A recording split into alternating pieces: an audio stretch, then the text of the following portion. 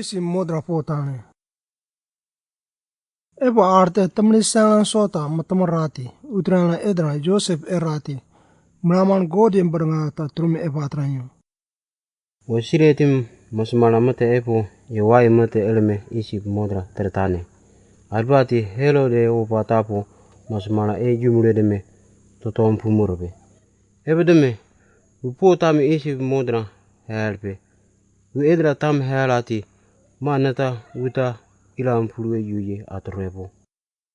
Ebra dalpame utrana edra Joseph ta siretim masmana mate yewai mate elpame isi modra potanyo. Yi edra tam helo ta purpod bame omehenyo.